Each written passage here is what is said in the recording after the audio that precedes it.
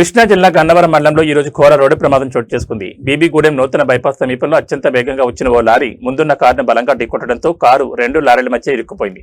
ఈ ప్రమాదం తీవ్రతకు కారు నిజ్జు కావడంతో అందులో ప్రయాణిస్తున్న ముగ్గురులో ఇద్దరు అక్కడికక్కడే మృతి చెందారు.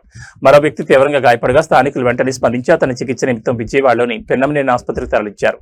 ఇదే ప్రమాదంలో అదుపు తప్పిన మరో లారీ పక్కనే వెళ్తున్న స్కూటీని ఢీకొట్టింది. దీంతో స్కూటీపై ప్రయాణిస్తున్న వ్యక్తి అక్కడికక్కడే ప్రాణాలు కోల్పోయాడు. ఒకేసారి చోటు చేసుకుని ఈ రెండు ప్రమాదాలతో బైపాస్ ప్రాంతంలో భయానక పరిస్థితులు నెలకొన్నాయి. ప్రమాద సమాచారం అందుకున్న పోలీసులు వెంటనే సంఘటనా స్థలాన్ని చేరుకుని సహాయక చర్యలు చేపట్టారు. మృతదేహాలను స్వాధీనం చేసుకుని పోస్టుమార్టం నిమిత్తం ఆసుపత్రికి తరలించారు. ప్రమాదానికి గల కారణాలపై పోలీసులు దర్యాప్తును ప్రారంభించారు. ఈ ఘోర ప్రమాదంతో బీబీగూడెం బైపాస్ ప్రాంతం విషాదంలో మునిగిపోయింది. మృతుల వివరాలు, ప్రమాదానికి సంబంధించిన పూర్తి సమాచారం తెలియాల్సి ఉంది. జిల్లా కైకలూరు మండలం పెంచకలమర గ్రామం అండి. మా పెద్దమ్మ గారిని హాస్పిటల్లో జాయిన్ చేసి ఒక వారం అవుతుందండి. మా తమ్ముడోళ్ళు, మా ఇద్దరు తమ్ముళ్ళు, మా చిన్న తమ్ముడు భార్య, మా చిన్న తమ్ముడు కొడుకు మా పెద్దమ్మ గారిని పలకరించి రావడానికి విజయవాడ వచ్చారండి.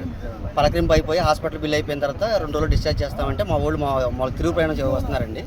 తిరుగు ప్రయాణం మా ఊరు వెళ్ళిపోతుంటే ఇక్కడ వెస్ట్ బీబీగూడెం వెస్ట్ బైపాస్ దగ్గర గన్నవరం దగ్గర యాక్సిడెంట్ అయింది. ఎలా జరిగిందండి యాక్సిడెంట్? ఇది ఒక లారీ టైర్ పంచర్ అవడం వల్ల మా వాళ్ళ కారు మీదకి వచ్చేసిందంటండి. మా వాళ్ళ కారు ఏమో తర్వాత ఎదురుగా వెళ్తున్న ట్యాంకర్కి మధ్యలో అవడం వల్ల ఇరుక్కుపోయి మా మరదలు మా తమ్ముడు కొడుకు చనిపోయారండి. మా ఇద్దరు తమ్ముళ్ళకి ఒక తమ్ముడికి చెయ్యి ఇరిగిపోయింది. ఒక తమ్ముడు బాగానే ఉన్నాడండి, హాస్పిటల్ తీసుకెళ్తున్నాం. మొత్తం ఎంతమంది అండి? ఆ కారులో 4 ఉన్నారు. ఇద్దరు సేఫ్ అయ్యారు. ఎంతమంది చనిపోయింది మొత్తం? ఇద్దరండి, మా మరదలు పిల్లవాడు.